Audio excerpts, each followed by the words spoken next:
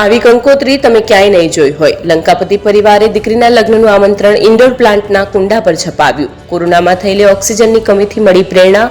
સુરતના લંકાપતિ પરિવારની અનોખી પહેલ. લગ્નની કંકોત્રી નહીં, છોડના કુંડા પર છપાયું આમંત્રણ.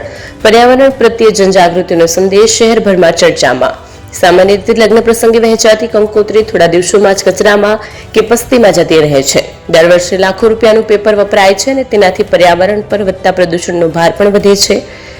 જ્યારે ડેડી મને આઈડિયા આપી, મને પોતાને આઈડિયા બહુ જ યુનિક અને બ્યુટિફુલ લાગ્યો. એટલે મેં કીધું કે આપણે આવું જ કંઈ કરવું છે કે સમાજમાં પણ મેસેજ જાય કે આ રીતનું કંઈ આપી શકાય આપણે.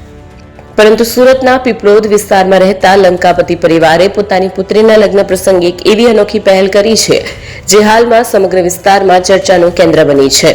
પીપળોદ નિવાસી મિતુલ લંકાપતિએ પોતાની પુત્રી વંશિકાના લગ્ન પ્રસંગે પરંપરાગત કંકોત્રી મૂકવાની જગ્યાએ સ્પેશિયલ ડિઝાઇન કરેલા છોડના કુંડા પર લગ્ન આમંત્રણ છપાવી સમાજને પર્યાવરણ જાગૃતિનો અનોખો સંદેશ આપ્યો છે. લંકાપતિ પરિવારનો આ વિચાર માત્ર નવીનતાપૂર્ણ જ નથી, પરંતુ સમાજમાં પર્યાવરણ પ્રત્યેની જવાબદારી પ્રત્યે જાગૃતિ લાવવાનો પ્રયાસ માનવામાં આવી રહ્યો છે. ટોટલ 100 જેવી કંકોત્રી અમે અત્યારે રેડી કરાવી છે અને અમારો એ મેસેજ છે કે બધાના ઘરમાં પ્લાન્ટ પણ રહે. અને આ જે ઇન્ડોર પ્લાન્ટ અમે લીધો છે એનું રીઝન એ છે કે એની યાદગીરી સ્વરૂપે રહે અને બધાની હેલ્થ પણ ઘરમાં સારી રહે. અને એક મેસેજ આપીએ છીએ કે તમે આવી રીતે યુનિક કોન્સેપ્ટથી બીજાને આમંત્રણ આપી શકો છો.